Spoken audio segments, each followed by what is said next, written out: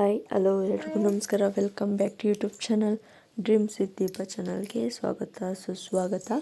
ಯಾರ್ಯಾರೆಲ್ಲ subscribe ಮಾಡಿದ್ದೀರೋ ಅವ್ರಿಗೆಲ್ಲ ಮತ್ತೊಮ್ಮೆ ಸುಸ್ವಾಗತ ಅಂತ ಹೇಳ್ತಾ ಎಲ್ಲರೂ ಸದಾ ಖುಷಿಯಿಂದ ಇರಿ. ಇವತ್ತು ನಾನು ಮಾರ್ನಿಂಗ್ ಎದ್ದು ರಂಗೋಲಿ ಹಾಕಿ ಅವರೆಕಾಳುಗಳು ಕೂಡ ನೆನೆ ಹಾಕಿದ್ದೆ.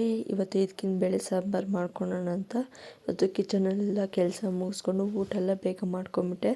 ಯಾಕಂದರೆ ಪೂಜೆ ಬೇಗ ಮಾಡಬೇಕಂದ್ಬಿಟ್ಟು ನಾನು ಫ್ರೆಶ್ ಅಪ್ ಆಗಿ ಊಟ ಎಲ್ಲ ರೆಡಿ ಮಾಡ್ಕೊತಾ ಇದ್ದೀನಿ. ಹಾಗೆ ಅದ್ರ ಜೊತೆಗೆ ಸ್ವಲ್ಪ ಗೆಣಸು ಮತ್ತು ಕಡಲೆಕಾಯಿ ಮತ್ತು ಅವರೆಕಾಯಿ ಮತ್ತು ನಾಯಿ ತುಳಸಿ ಅಂತಾರಲ್ಲ ಅದನ್ನು ಹಾಕಿ ಸ್ವಲ್ಪ ಕಬ್ಬು ಒಂದೆರಡು ಪಿಚ್ ಆಗೋಷ್ಟು ಕಬ್ಬು ಕೂಡ ಹಾಕಿ ಚೆನ್ನಾಗಿ ಬೇಯಿಸ್ಕೊತಾ ಇದ್ದೀನಿ. ಇದು ಸ್ಪೆಷಲ್ ಸಂಕ್ರಾಂತಿ ಹಬ್ಬದ ದಿನ. ಇದು ಎಲ್ಲರ ಮನೆಯಲ್ಲೂ ಮಾಡೇ ಮಾಡ್ತಾರೆ. ಬಟ್ ಒಬ್ಬೊಬ್ಬರ ಮನೆಯಲ್ಲಿ ಒಂದೊಂದು ಥರ ವಿಚಿತ್ರವಾಗಿರುತ್ತೆ. ಬಟ್ ನಾನು ಮಾಡ್ತಾ ಇರೋದು ನಿಮ್ಮ ಜೊತೆ ಶೇರ್ ಮಾಡ್ಕೊಳ್ಳೋಣ ಅಂತ ನಾನು ಇವತ್ತು ವಿಡಿಯೋ ಮಾಡ್ಕೊತಾ ಇದ್ದೀನಿ. ನಾಯಿ ತುಳಸಿ ಅಂತಾರಲ್ಲ ಅದನ್ನ ಮೇಲೆ ಹಾಕ್ಕೊಂಡಿದ್ದೀನಿ. ಅದು ಸ್ವಲ್ಪ ರುಚಿಗೆ ತಕ್ಕಷ್ಟು ಉಪ್ಪು ಹಾಕಿ ಬೇಯಿಸ್ಕೋಬೇಕು. ನೀರು ಹಾಕಿ ಕಿಚನೆಲ್ಲ ಕೆಲಸ ಮುಗಿಸ್ಕೊಂಡು ಎಲ್ಲ ಕ್ಲೀನ್ ಮಾಡಿಕೊಂಡೆ.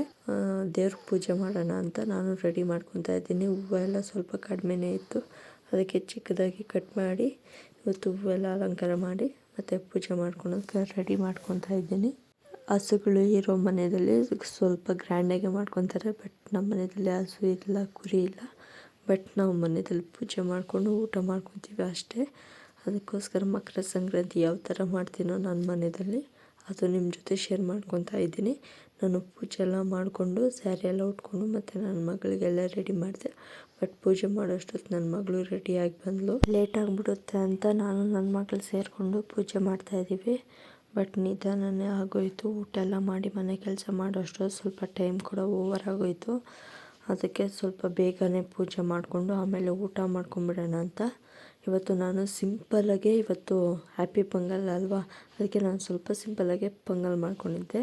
ಅದು ನಿಮ್ಮ ಜೊತೆ ಶೇರ್ ಮಾಡೋದಕ್ಕೆ ಹೋಗಲಿಲ್ಲ. ಅದ್ರ ಜೊತೆಗೆ ಮುದ್ದೆ, ಅನ್ನ, ಇದಕ್ಕಿನ ಬೇಳೆ ಸಾಂಬಾರು. ಮಕರ ಸಂಕ್ರಾಂತಿ ಹಬ್ಬದ ಶುಭಾಶಯಗಳು. ಇವತ್ತಿನ ದಿನ ಎಲ್ಲರೂ ಇದಕ್ಕಿನ ಬೇಳೆ ಸಾಂಬಾರು ಮುದ್ದೆನೇ ಜಾಸ್ತಿ ಮಾಡಿರ್ತಾರೆ. ಬಟ್ ನಮ್ಮ ಮನೆಯಲ್ಲೂ ಇದೇ ಒಂದು ಸ್ಪೆಷಲ್ಲು. ಮತ್ತು ಕಡಲೆಕಾಯಿ, ಗೆಣಸು, ಅವರೆಕಾಳು, ಕಬ್ಬು ಬೇಯಿಸಿರೋ ಪದಾರ್ಥಗಳು ಇದೆಲ್ಲ ನಾನು ತಿಂಡಿ ಮಾಡಿಕೊಂಡೆ. ಇಷ್ಟ ಆಗಿದೆ ಲೈಕ್ ಮಾಡಿ, ಶೇರ್ ಮಾಡಿ, ಕಮೆಂಟ್ ಮಾಡಿ. ಇನ್ನೂ ತುಂಬ ಇಷ್ಟ ಆಗಿದ್ದರೆ ಸಬ್ಸ್ಕ್ರೈಬ್ ಕೂಡ ಮಾಡ್ಕೊಳ್ಳಿ. Thank you. Bye. See you.